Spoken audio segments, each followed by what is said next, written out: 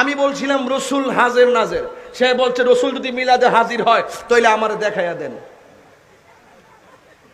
কুফরি আকীদা।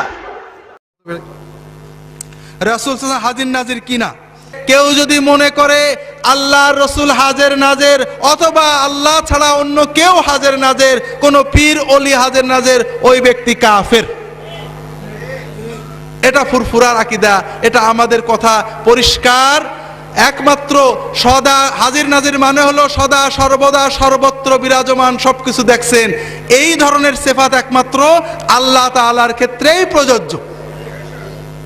কাজেই যারা বলেন আল্লাহ রসুল হাজির নাজির, এটা ফুরফুরার মানহাজে, ফুরফুরার মুজাহিদান আবু বকর সিদ্দিকীর মতে, আল্লামা রুহুল আমিশের বিভিন্ন কিতাবে, আল্লামা সাইফুদ্দিন সিদ্দিকীর বিভিন্ন কিতাবে বারংবার উল্লেখ করা হয়েছে যে এই বিশ্বাস করা কুফরি, এরকম বিশ্বাস করলে ওই ব্যক্তি কাফের হয়ে যাবেন। যারা ইমামরা না জেনে করেন তাদেরকে নসিহত করবেন, বুঝাবেন, বুঝানোর পরও যদি না বোঝেন তাহলে তার পিছনে নামাজ হবে না।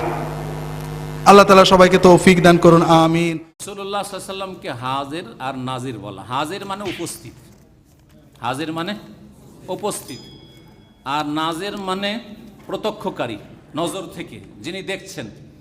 তো রাসূলুল্লাহ সাল্লাল্লাহু আলাইহি ওয়াসাল্লামকে যদি বলেন যে তিনি সব সময় হাজির উপস্থিত, এটা আকীদা। আর দ্বিতীয় হচ্ছে নাজির, সব কিছুই তিনি প্রত্যক্ষ করছেন, দেখছেন।